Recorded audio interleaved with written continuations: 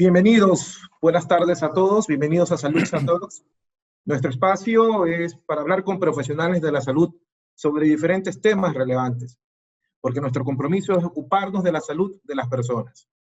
Mi nombre es Jimmy King de Pontón, gerente comercial del segmento individual en la región Costa. Hoy tenemos con nosotros al doctor Luis Narváez, quien es médico con especialización en cardiología y subespecialización en rehabilitación cardíaca. Actualmente es médico tratante de cardiología en el Hospital IES Quito Sur. También se desempeñó como médico asignado de la Unidad Coronaria de Alta Complejidad en la Clínica La Independencia Munro de Buenos Aires, Argentina. Es graduado como médico cirujano de la PUCE y también realizó su posgrado con especialización en cardiología en la Fundación Favoloro, Buenos Aires, Argentina.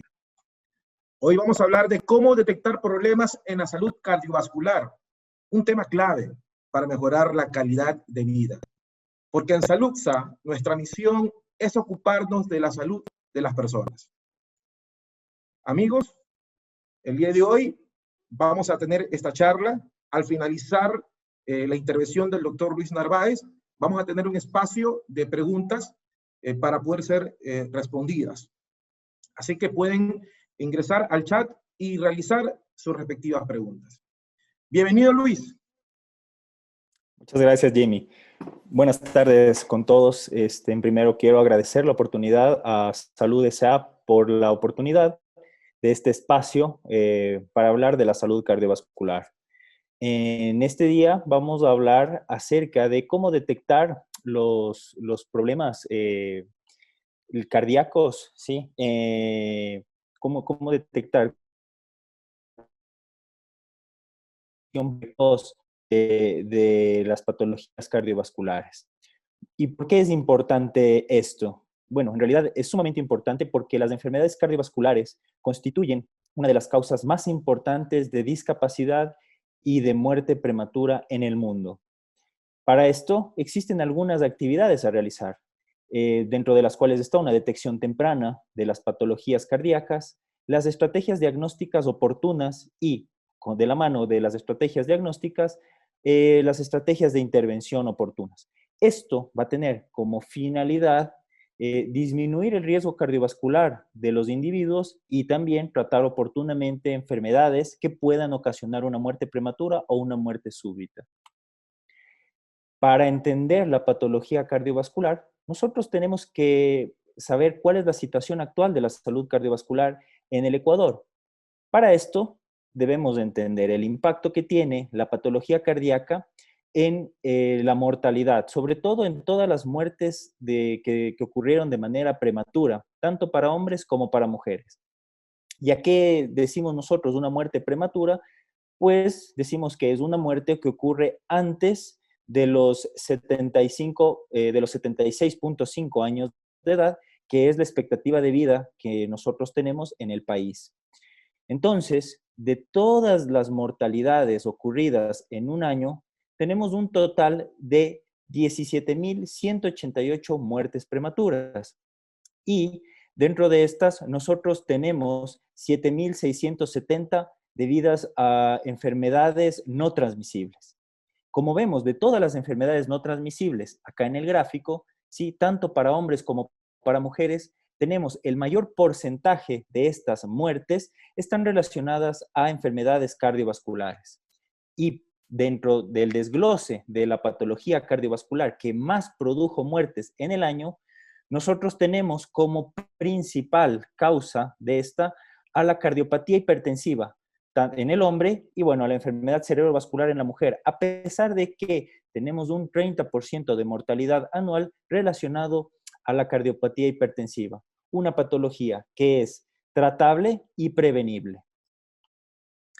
Ahora, para entender también la salud cardiovascular, ¿sí? Nosotros deberíamos entender y tratar y definir lo que significa el riesgo cardiovascular. Y el riesgo cardiovascular no es más que la probabilidad que tiene un individuo de sufrir un evento cardiovascular mayor dentro de un determinado plazo de tiempo. Esto va a depender fundamentalmente del número de factores de riesgo, de las características de cada individuo. Es decir, que el riesgo cardiovascular es distinto, por ejemplo, para una persona joven sin antecedentes de tabaquismo o alcoholismo y que realiza actividad física, que para una persona adulta mayor, diabética, que usa tabaco y por ahí también que abusa del alcohol. ¿Y qué son los eventos cardiovasculares mayores? Eso es sumamente importante porque en realidad la suma de cada uno de estos factores de riesgo se traduce en riesgo cardiovascular y el riesgo cardiovascular es las chances que tiene la persona de tener un evento cardiovascular mayor. Entonces, nosotros definimos a los eventos cardiovasculares mayores como el infarto agudo de miocardio, el accidente cerebrovascular, el daño renal permanente y la arteriopatía periférica. Cuando nosotros tratamos de determinar el riesgo cardiovascular de una persona, nosotros tomamos en cuenta todos y cada uno de los factores de riesgo que tiene el individuo. Y dentro de estos nosotros tenemos dos grupos. Tenemos a los factores de riesgo que son modificables y a los no modificables. Los no modificables quiere decir que son características ya intrínsecas de cada persona que no voy a poder cambiar. Principalmente están relacionados a la edad y dentro de la edad para los hombres, para el riesgo cardiovascular, que aumente el riesgo cardiovascular, hombres mayores de 55 años, mujeres mayores de 65 años, el sexo, los hombres tenemos un mayor riesgo cardiovascular, sobre todo por un componente hormonal. La etnia, tenemos etnias que tienen mayor prevalencia de ciertas enfermedades cardiovasculares, principalmente la etnia negra, la hipertensión arterial. Tenemos a los asiáticos con las alteraciones del colesterol y tenemos algunos factores genéticos que venimos acarreando, ¿sí? Por varios años, ¿sí? Por varias generaciones en realidad. Por ejemplo, hipertensión arterial que tiene un componente genético, la diabetes mellitus también tiene un componente genético y algunas patologías que me llevan a tener una enfermedad aterosclerótica precoz. Por ejemplo, puede ser una hipercolesterolemia familiar. Los factores de riesgo modificables son todos aquellos factores de riesgo y en realidad son el principal punto y objetivo de esta charla y es que son todas aquellos factores que yo voy a poder modificar, sobre los cuales voy a iniciar una intervención. Los factores de riesgo clásicos modificables son la hipertensión arterial, que como vimos antes, por el impacto que tiene en la mortalidad, sobre todo en cuanto a muertes prematuras, ¿sí? Es el factor de riesgo con mayor peso por sobre todos. Tenemos a las dislipidemias y alteración del colesterol, la diabetes mellitus, el sobrepeso y la obesidad, el tabaquismo, el sedentarismo, el abuso de alcohol y la ansiedad y el estrés. La ansiedad y el estrés en realidad empieza a formar parte de estos factores de riesgo cardiovascular de manera reciente. No se tomaba en cuenta en la historia clínica cardiovascular a la ansiedad y al estrés como un factor de riesgo. Sin embargo, tenemos evidencia que nos indica que tanto la ansiedad, el estrés, los trastornos del ánimo, la depresión, sí, pueden llevar a las personas a empezar a padecer enfermedades cardiovasculares y si es que ya las padecen, pues a brindarles un pronóstico peor.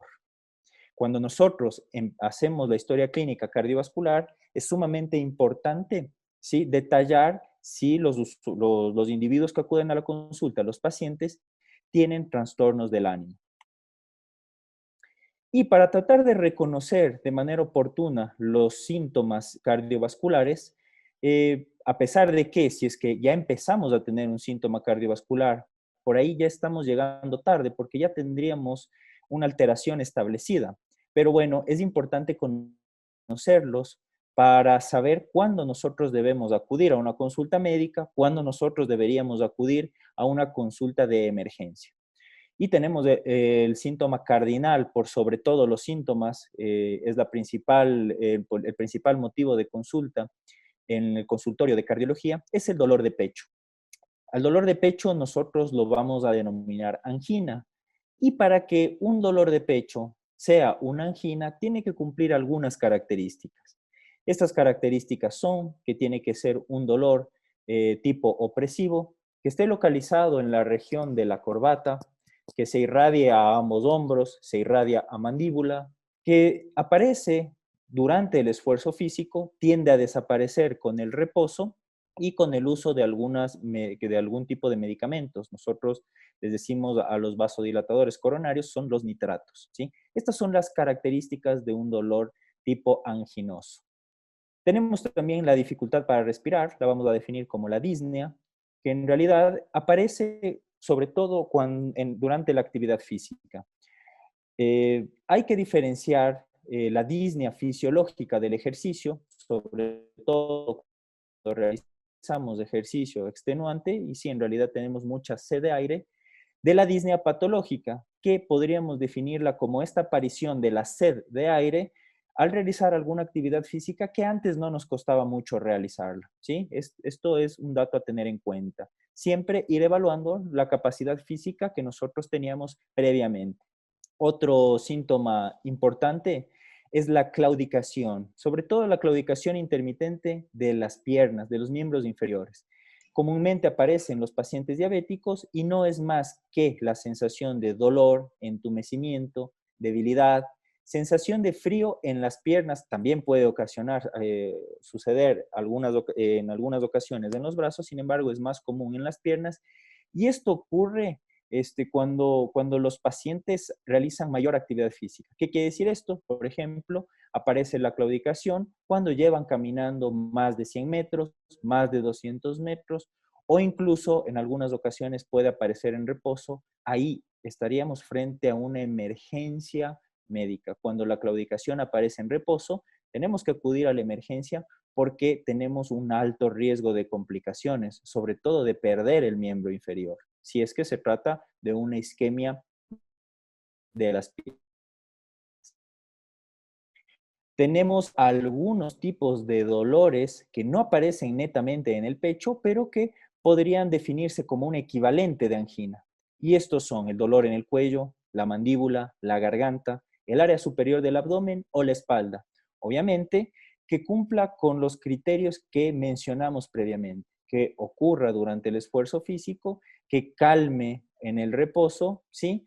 Y obviamente que se acompañe de sensación de desasosiego. Si nosotros tenemos este tipo de síntomas, es imperioso acudir a una consulta con el cardiólogo porque deberíamos hacer algunos estudios que nos puedan indicar si estamos presentando isquemia cardíaca o no.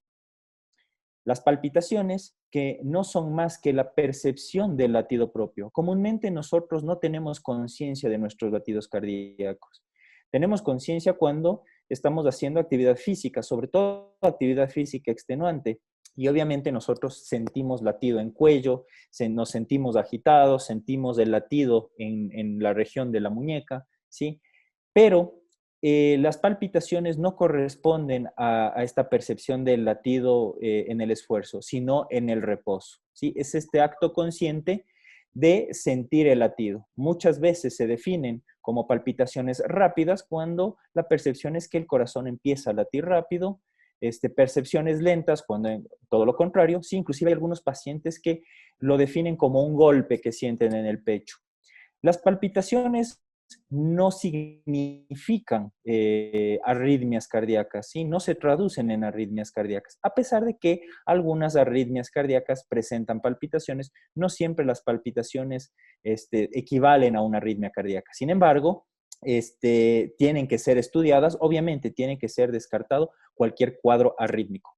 Otro síntoma es el desmayo, o definido como síncope, que no es nada más que la pérdida súbita de la conciencia por varios minutos y después una recuperación espontánea y total.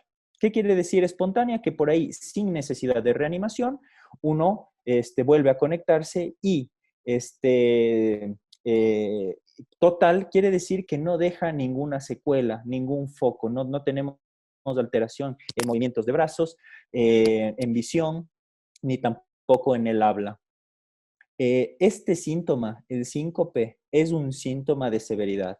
Siempre que una persona presente un síncope, es imperioso que acuda a una emergencia para una valoración integral.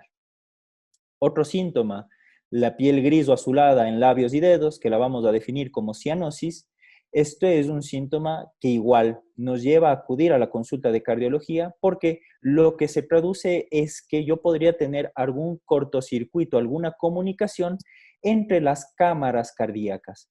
La hinchazón de piernas, sobre todo si es que es una hinchazón progresiva y si se acompaña de uno de los síntomas que les mencioné antes, la disnea, es importante que sea valorada también por un cardiólogo, porque podría tratarse de una insuficiencia cardíaca.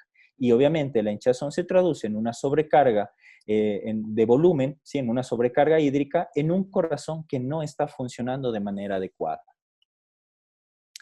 Mencionados todos los síntomas clásicos de la cardiología, es importante también hablar acerca de la prevención cardiovascular y la promoción de salud. ¿Y qué es la prevención cardiovascular? Pues es todo el conjunto de actividades que abarcan medidas farmacológicas y no farmacológicas que tienen como principal objetivo disminuir el riesgo cardiovascular. Cuando nosotros valoramos un paciente en la consulta de cardiología, inmediatamente nosotros calculamos el riesgo cardiovascular con todas las herramientas mencionadas previamente. Tomamos en cuenta todos los factores de riesgo cardiovascular, los modificables. Esto, ¿sí? Lo extrapolamos a algunas calculadoras de riesgo cardiovascular. Existen varias. Existe la del Colegio Americano de Cardiología, la de la Sociedad Europea de Cardiología. Tenemos algunos calculadores de la región, tenemos el calculador de riesgo cardiovascular de la OPS y tenemos un calculador que en particular a mí me agrada utilizar, es el Global Risk, en cuenta a la distinción de las distintas regiones. ¿A qué me refiero con esto? Por ahí nuestro riesgo cardiovascular puede ser distinto, por ejemplo, que en regiones vecinas, como en Colombia o como en Perú, ¿sí? Donde el riesgo cardiovascular puede ser mayor o menor. En el chequeo médico de rutina, nosotros vamos a controlar siempre la presión arterial. Es importante que cada vez que nosotros acudamos a un chequeo médico, se nos tome la presión arterial, inclusive en la consulta de niños y adolescentes. Obviamente los niveles de presión arterial en estos grupos de edad es distinto. En realidad se toma en cuenta, dependiendo de la tabla de desarrollo y crecimiento, también el valor de presión arterial. Tenemos que evitar el sedentarismo. Ya la OMS, desde el 2013, ya nos viene indicando de que el movimiento es igual a salud, ¿sí? Y también marcan las directrices de cómo debemos nosotros ejercitarnos. Nos dan ya las pautas de la cantidad de ejercicio, el tiempo de ejercicio y la intensidad de ejercicio que debemos realizar. Mantener una dieta saludable es sumamente importante. El disminuir el consumo de sal, el disminuir el consumo de alimentos tipo conservas porque tienen un alto contenido de sodio, el aumentar el consumo de frutas sobre todo, por sobre las verduras, las frutas, a pesar de que frutas y verduras son beneficiosas, y algo que se ha puesto de moda últimamente, sobre todo para las personas que tienen muy poco tiempo de acudir a las consultas médicas, es el Cardio Express. El Cardio Express no es más que una atención médica de un día en el que se realizan casi todas las actividades. El paciente ingresa a la mañana, se toman exámenes de laboratorio, después acude a una consulta médica, pasa a hacerse un electrocardiograma, un ecocardiograma y una prueba de esfuerzo, y después del día ya tiene un diagnóstico y obviamente todas las actividades que se deben realizar dependiendo de los hallazgos de cada una de las pruebas. En cuanto a las actividades de promoción de salud, ¿sí? Siempre se recomienda a todo el personal médico, inclusive no necesariamente no necesariamente cardiólogos, sino médicos en general y sobre todo a los médicos en atención primaria, el dar estas recomendaciones a todos sus usuarios, y es la reducción del consumo de sal. En realidad se recomienda un consumo de sal de menos de 5 gramos de sal al día, lo que equivale a 2.5 gramos de sodio. En realidad la sal es cloruro de sodio, o sea que tiene un componente, la mitad de sal y la mitad de sodio y la mitad de cloro. Entonces, la recomendación es que sea una dieta de no menor de 2 gramos, pero tampoco mayor de 4 gramos de sodio, ¿sí? Cuando nosotros tenemos dietas asódicas, o sea, sin nada de sal, también tenemos algún tipo de repercusión en el sistema cardiovascular. El cese del consumo de tabaco es sumamente importante. Cuando nosotros vamos a decidir brindar el apoyo en el cese del consumo de tabaco en un fumador, nosotros tenemos que también tener algunas actividades de soporte. Y estas es brindarle en realidad calma al paciente y brindarle también soporte con medicación que nos pueda ayudar en el cese de tabaco. Existen algunos fármacos nuevos aprobados. Dentro de estos está uno que se está utilizando mucho, que es la vareniclina, ¿sí? Entonces nosotros le comentamos esto al paciente, ¿sí? Llegamos a acuerdos y el acuerdo principal es definir una fecha en la que el paciente deja de fumar. La dieta DASH, que nace de la dieta mediterránea, ya se ha venido dando todos los beneficios de la dieta mediterránea desde varios años atrás. Sin embargo, la dieta mediterránea es una dieta que no se puede llevar en todas las culturas del mundo. Los investigadores lo que hicieron es desarrollar una que tenga los beneficios de la dieta mediterránea y que pueda ser llevada por la mayoría de culturas del mundo. Consiste en una dieta alta en contenido de frutas y sobre todo menciona las frutas por sobre las verduras. Después del estudio de la dieta DASH, la OMS ya da también recomendaciones en cuanto al consumo de las frutas y nos indica que inclusive desde la infancia nosotros deberíamos consumir un mínimo de 5 porciones de fruta en el día. ¿A qué equivale una porción de fruta? En realidad pone la equivalencia como una taza de fruta, cualquier tipo de fruta. El consumo moderado de bebidas saludables como café, té verde y té negro. A pesar de que es controvertido el consumo de café en los pacientes cardiópatas, inclusive en los pacientes cardiópatas, nosotros podríamos recomendar el uso de café. Obviamente, tomando en cuenta la cantidad de café que se tome en el día. Nosotros recomendamos a un paciente que no tiene una cardiopatía mayor un consumo de máximo 5 tazas al día. Si nosotros tenemos algún componente tipo una cardiopatía arritmogénica, una arritmia cardíaca, pues el consumo de alcohol, de café estaría ligeramente limitado, solo en esa instancia, ¿sí? En el resto de cardiopatías nosotros podríamos utilizar con seguridad, consumir con seguridad el café, té verde y té negro. Las actividades de promoción de salud, principalmente lo que recomendamos también es el consumo moderado de alcohol o evitar el consumo de alcohol. Por ejemplo, si tengo una persona que ya viene consumiendo alcohol, lo que voy a indicarles son las raciones de alcohol que están permitidas en el consumo diario, que son 2 raciones para el hombre, 1 para la mujer. Esto equivale a 2 cervezas pequeñas para el hombre, 1 cerveza pequeña para la mujer. En cuanto al vino, tenemos 1 copa de vino para la mujer, 2 para el hombre. Y si hablamos de algún destilado, sea aguardiente, tequila, vodka o whisky, sería 1 copa pequeña de no más de 30 ml de alcohol, ¿sí? 2 para el hombre y 1 para la mujer.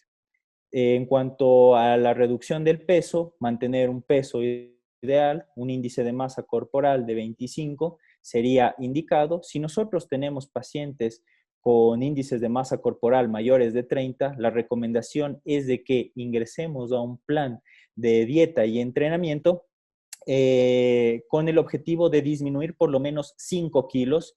Estos 5 kilos van a tener un impacto importante en el sistema cardiovascular, disminuyendo la presión arterial al disminuir las resistencias vasculares periféricas. La actividad física, como les mencioné antes, el moverse es igual a... Vamos a dar el espacio en este momento para que por favor pongan sus preguntas en el chat. Le agradecemos mucho por la presencia que hemos estado el día de hoy en esta charla necesaria, importante y relevante para la vida de cada uno de nosotros. Ya se está conectando nuevamente el doctor Luis Narváez y vamos a comenzar, doctor, con las preguntas que ya el público nos está realizando. La primera pregunta, doctor, ¿qué es un dolor como opresión en el corazón que es continuo? Perfecto. Una muy buena pregunta, porque en realidad, como dijimos antes, ¿no? El dolor de pecho es el principal motivo de consulta en nuestro consultorio. El dolor de pecho opresivo de manera continua, ¿sí? Normalmente puede estar relacionado a cualquiera de las estructuras que rodean al corazón. Por ejemplo, nosotros tenemos, ¿sí? Músculo, tenemos tejido óseo, tejido nervioso, ¿sí? ¿Y por qué la connotación del continuo? Porque nosotros cuando evaluamos la angina tenemos un tiempo de alarma. A este tiempo de alarma nosotros, inclusive tiene un nombre, es el periodo de alarma de Galavardín, se denomina, ¿sí? Porque Galavardín fue el que lo definió. Entonces dice que si un dolor tipo anginoso dura más de 20 minutos, ¿sí? Nosotros estamos frente a un infarto inminente, ¿sí? ¿Me explico? Entonces, si yo tengo un dolor continuo, ¿sí? Lo más seguro es que no sea un dolor de origen cardíaco porque después de los 20 minutos de angina, en realidad estaría sufriendo un infarto. Entonces, muchos de los pacientes dicen, bueno, me duele de manera continua, pero es una opresión. Y me han dicho que la opresión de pecho es una angina. Bueno, si es que dura más de 20 minutos, lo que suelo decirles a mis pacientes es que no estaríamos teniendo la conversación porque ya habríamos pasado ese periodo de alarma y en realidad hubiéramos tenido un evento cardiovascular mayor. Cuando nosotros tenemos dolor tipo continuo y tipo opresivo, muchas veces está relacionado al plano muscular. Gracias por la respuesta, doctor. Hace un momento hacía aclaración sobre bajar el consumo de sal. Ya, y creo que de aquí viene esta pregunta, ¿no? ¿Qué se dice con respecto al consumo de azúcar? El consumo de azúcar. Muy bien. Alguien lo definió hace un par de años al azúcar. El azúcar es en nuestra era como el tabaco lo fue en la era de los 60, ¿sí? Sí, en realidad, dietas hipercalóricas, hipercarbonadas y el consumo de azúcar nos lleva a tener resistencia a la insulina. La resistencia a la insulina se traduce en un aumento, sobre todo del panículo adiposo, a nivel central, a nivel de la barriga, ¿sí? Y este también es considerado un factor de riesgo cardiovascular. Cuando nosotros hacemos la batería de exámenes metabólicos a nuestros pacientes, siempre es oportuna la detección de la detección precoz de diabetes o de estados prediabéticos. Excelente respuesta, doctor. Muchas gracias. Otra pregunta. Una acotación Sí, sí, a doctor, la por favor. pregunta previa que es sumamente Sí. importante y que se discutió en un foro de endocrinología. Y es que en realidad, ¿sí? Todas las bebidas carbonatadas, o sea, gaseosas, que están edulcoradas, ¿sí? Hasta cierto punto han disminuido los trastornos de la glicemia, ¿sí? O sea que las estrategias, por ejemplo, de que las bebidas gaseosas ahora, ¿sí? Sean edulcoradas. Cuando vemos la etiqueta, el semáforo que nos diga tiene un bajo contenido de sal, no contiene grasa y no contiene azúcar, hasta cierto punto nos está ayudando a prevenir las disglicemias. Ah, qué bueno, para que los que nos gusta la Coca-Cola cero. Bueno, ¿cómo se saca técnicamente la masa muscular, eh, doctor? Claro. A ver, cuando nosotros hacemos la valoración, sobre todo la valoración predeportiva, cuando los pacientes quieren o los usuarios quieren empezar a entrenarse de manera de élite, nosotros tenemos algunas medidas, ¿sí? A tomar. Y dentro de estas está el porcentaje de masa muscular y está la grasa total. Y lo que hacemos en realidad es un desglose del peso total de la persona, ¿sí? Con medición de pliegues, ¿sí? Y obviamente con todos los test de esfuerzo que tengamos que realizar. Nosotros hacemos unas equivalencias y por ahí nosotros podríamos sacar la masa muscular total. ¿Correcto? ¿Hay alguna fórmula, doctor? No la tengo a la mano en este momento, hay varias maneras en realidad.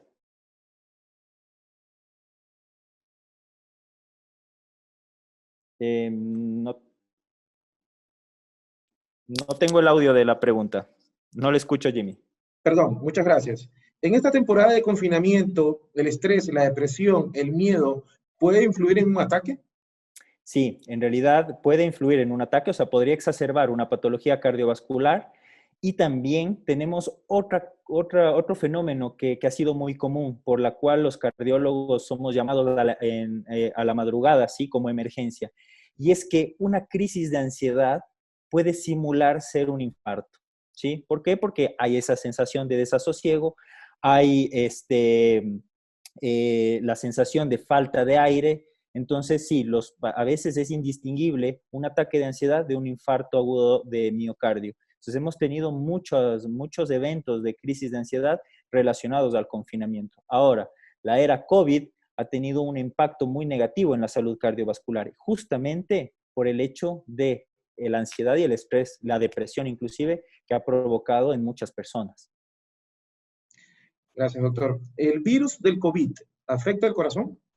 Sí, claro, afecta de varias maneras al corazón. Tiene una afectación primaria directa, sobre todo en los casos de COVID moderados y sobre todo severos, en los cuales podemos tener un cuadro de miocarditis relacionada a COVID. Se ha descrito la miocarditis relacionada a COVID en los pacientes críticamente enfermos. Son pacientes que se encuentran en un estado de choque profundo y que por ahí no responden al tratamiento habitual. El pronóstico en esos pacientes en realidad es malo. Ahora, tenemos también una afectación indirecta y es que en realidad el COVID durante la fase inflamatoria me puede llevar a tener este estado inflamatorio me lleva a tener un estado protrombótico. Obviamente, la protrombosis, o sea que la capacidad de hacer trombos está facilitada y puede llevarme también a complicaciones cardiovasculares. Otra pregunta, doctor. En, ¿Cuál es la presión ideal y cómo se puede prevenir la hipertensión arterial? Perfecta, esa es una muy buena pregunta. Y en cuanto a la presión arterial, aquí existe una controversia en cuanto al objetivo o a la presión arterial óptima. Sin embargo, todas las guías internacionales concluyen de que una presión arterial óptima sería una presión arterial menor de 120 para la sistólica y menor de 80 para la diastólica. Obviamente, si nosotros estamos tratando una hipertensión arterial, nuestro objetivo de tratamiento depende de la edad del paciente, de la fragilidad que tenga el paciente. ¿A qué me refiero fragilidad? Por ejemplo, cuando nosotros evaluamos a los adultos mayores muy mayores, si es que ya son adultos mayores que dependen de otra persona para hacer sus actividades del día, pues los rangos de los valores objetivos de tratamiento van a cambiar. En los pacientes diabéticos y en los insuficientes renales, también nuestro objetivo de presión arterial en tratamiento también es distinto. Gracias, doctor. Otra pregunta. En adolescentes, ¿a qué o a qué se puede asociar a que nos guía el dolor de pecho? O sea, un adolescente tiene un dolor de pecho, ¿a qué se puede asociar? Bueno, en adolescentes en realidad es un poco complicado definir el dolor de pecho porque si yo tengo, por ejemplo, una malformación coronaria, puedo tener una angina, ¿sí? Si yo tengo una alteración congénita del corazón, podría llevar a tener una angina. Pero comúnmente en los adolescentes el dolor de pecho se evalúa primero con un electrocardiograma, se indaga en la historia clínica, por ejemplo, si no ha tenido episodios gripales, porque muchas veces los episodios agudos de dolor de pecho pueden estar relacionados a una inflamación del pericardio, una pericarditis aguda. Y el resto de dolores, ¿sí? Que por ahí lo que nos pueden referir es que son dolores intermitentes, que aparecen durante el esfuerzo físico. Lo más común es que estén relacionados a fatiga muscular o a una neuritis intercostal. Otra pregunta más, doctor. Muchas gracias. Si se realiza mucho ejercicio en una persona de tercera edad, ¿puede causarle un ataque cardíaco? No si no tenemos un sustrato de enfermedad aterosclerótica. Y en realidad, cuando nosotros trabajamos con los pacientes adultos mayores en rehabilitación cardíaca, nosotros tenemos evaluaciones previas. ¿Eso qué quiere decir? Que es importante que antes de realizar la actividad física o un plan de entrenamiento, tenga una evaluación integral.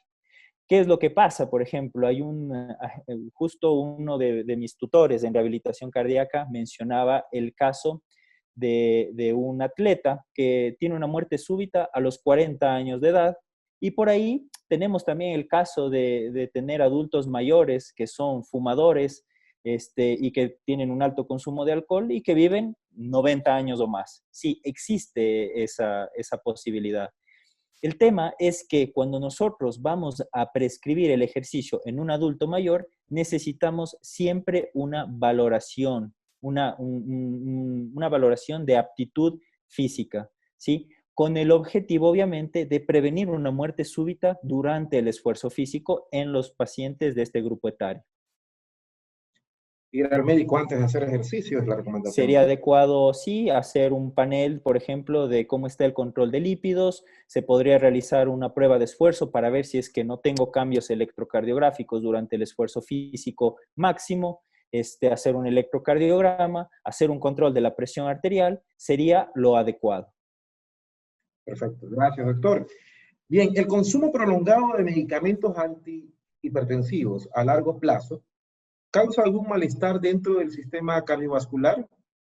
Mencionan dos medicinas, clarationa y La losartán. clortalidona y losartán. Muy bien. Exacto. El losartán primero es un vasodilatador, es un antagonista del receptor de angiotensina, y la clortalidona es un diurético tiacídico. Son muy comúnmente utilizados en el tratamiento antihipertensivo porque la mezcla de los dos genera una sinergia adecuada. En realidad, lo que va a provocar esta sinergia es una mejoría en la función del endotelio. ¿Qué es el endotelio? Es la capa interna de las arterias que actúa como un mecanismo controlador de la presión arterial. ¿Qué quiere decir esto?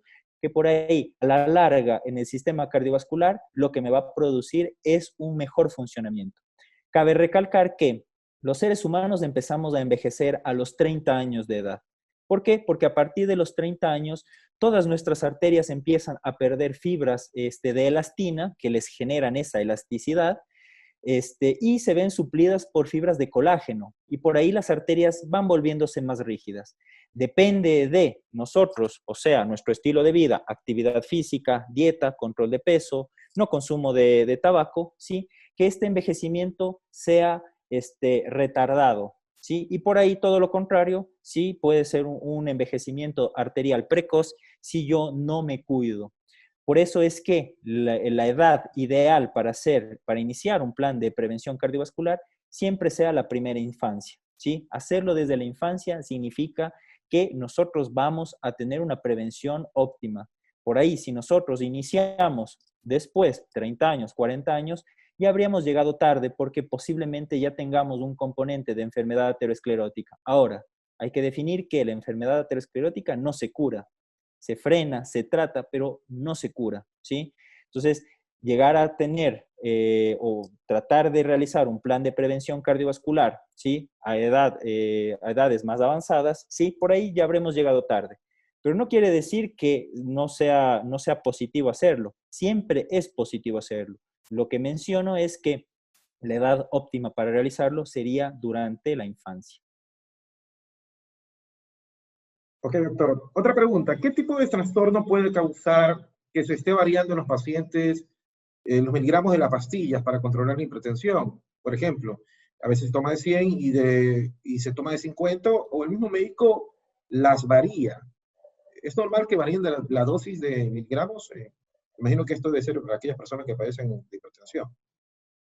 Sí, así es. Bueno, la variación de la dosis, no sé exactamente en qué tiempo pueda llegar a variar. Me explico, si la pregunta va en que entre una consulta u otra está variando todo el tiempo el esquema antihipertensivo, por ahí lo que se traduciría es que no tenemos un esquema adecuado para el paciente.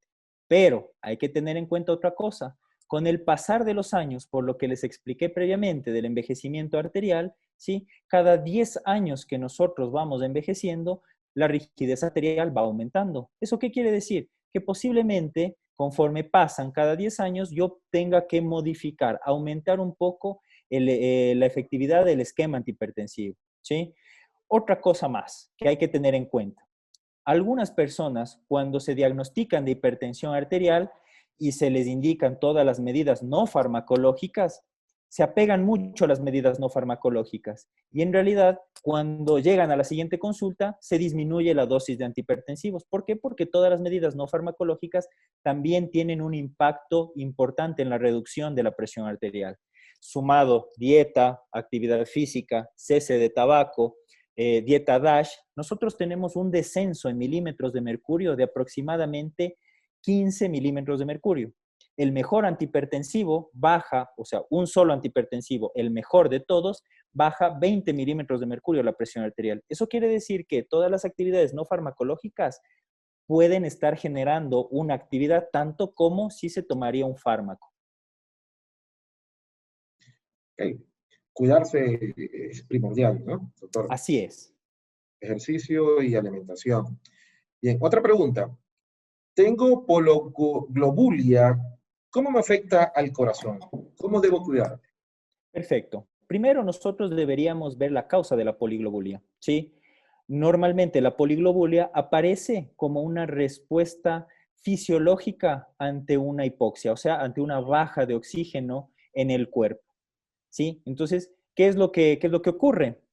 El cuerpo empieza a producir muchos más glóbulos rojos para tratar de transportar, ¿sí?, el poco oxígeno que está llegándole a los pulmones o a la zona de intercambio de gases que es la unidad alveolo capilar, ¿sí? Entonces, primero definamos de que la poliglobulia es una respuesta fisiológica. Ahora, podemos tener algunas causas de poliglobulia, ¿sí? Podemos tener, por ejemplo, una enfermedad pulmonar obstructiva crónica que me lleve a tener poliglobulia.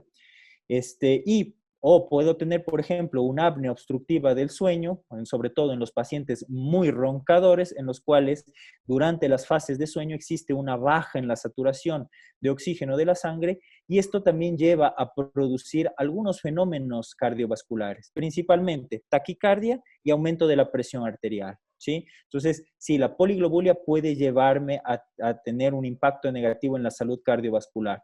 Es importante, como mencioné antes, definir la causa de la poliglobulia y empezar un esquema de tratamiento de la misma. Ok, doctor, y tenemos como última pregunta. Tengo un caso de una persona sana que le dio COVID y ahora le dicen que tiene problemas cardíacos. Su corazón se afectó por el COVID. Perfecto, sí, en realidad puede ocurrir esto. Como mencioné antes, en los pacientes críticos, críticamente enfermos por COVID, si nosotros tuvimos una miocarditis por COVID, nosotros tenemos a lo posterior posiblemente una afectación cardíaca, una insuficiencia cardíaca. En realidad el COVID es una enfermedad nueva, ¿sí? No sabemos el pronóstico de estos pacientes, ¿sí? Si nosotros tomamos en cuenta, por ejemplo, a otras miocarditis, por ejemplo, las que son producidas por el virus, otro tipo de virus, el virus Coxsackie o algún adenovirus, ¿sí? Las miocardiopatías dilatadas tienen un mal pronóstico, ¿sí? Nosotros deberíamos hacer un ecocardiograma, ver el grado de afectación que tenga este corazón, iniciar un plan de tratamiento con todos los puntales de la insuficiencia cardíaca, ¿sí? Y obviamente evaluar también la utilización de algunos dispositivos electrónicos como un cardiodesfibrilador implantable para prevenir muerte súbita y arritmias. Es lo que comúnmente pasa con las miocardiopatías dilatadas que afectan a los jóvenes. Quedan con corazones que funcionan muy poco. Para que nosotros podamos medir el funcionamiento del corazón, medimos un valor que es la fracción de eyección del corazón. Normalmente debe estar por sobre el 55%. En realidad, se publicó hace menos de 15 días nuevas normativas de la fracción de eyección. Tiene que ser el 58% para las mujeres, 57% para los hombres, ¿sí? Entonces, nosotros tomamos en cuenta este valor. Y cuando tenemos una miocarditis y que nos puede llevar a una miocardiopatía dilatada, medimos este valor. Sobre todo en valores que estén debajo del 30%, decimos que tenemos una afectación severa de la función del corazón y el pronóstico no es bueno. Hay varias personas que nos están pidiendo explicación sobre la aspirina. Muy ¿Esto bien. ayuda a prevenir los ataques? ¿Es cierto? ¿Es un mito? ¿Es realidad? Es ¿Funciona o no? excelente la pregunta, es excelente, sumamente válida y en realidad oportuna en este tema, sobre todo en la prevención cardiovascular. La aspirina, primero, vamos a definirla, no es un anticoagulante, es un antiagregante plaquetario. ¿Qué quiere decir esto? Que va a impedir que las plaquetas se activen para formar un trombo, ¿sí? Y es un inhibidor irreversible de un receptor plaquetario. ¿Esto qué quiere decir? Que para que pase el efecto de la aspirina una vez que se consume, tengo que esperar 7 días porque la plaqueta vive 7 días, ¿sí? Entonces, una vez que consumo aspirina, 7 días después yo podría tener algún tipo de sangrado porque mis plaquetas están inhibidas, ¿sí? Entonces, dicho esto, tendría cabida, ¿no? De que si yo tengo enfermedad aterosclerótica y que la formación de un trombo me puede llevar a tener un ataque cardíaco, podría ser utilizada en la prevención de estos eventos. Sin embargo, ya tenemos estudios desde el 2018 y tenemos un metaanálisis, o sea, evidencia médica de peso, en la que nos indica que si yo no he tenido ninguna enfermedad cardiovascular, o sea, si no he tenido un accidente cerebrovascular, si no he tenido un infarto, si no tengo claudicación de las piernas, ¿sí? El uso de aspirina no se recomienda. ¿Por qué? Porque la tenue prevención que me genera se ve opacada por el aumento de sangrado digestivo que provoca, porque es un ácido, ¿sí? Y me puede llevar a irritar la mucosa gástrica. Entonces, de esta manera, nosotros no recomendamos el uso de aspirina en prevención primaria, o sea, en prevención cardiovascular. Si la recomendamos en prevención secundaria quiere decir que la recomendación se realiza después de que la persona ha tenido un evento cardiovascular. Ahí sí tiene cabida.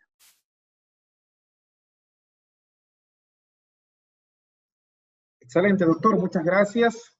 Gracias por las respuestas que nos ha dado en esta noche, tarde y noche.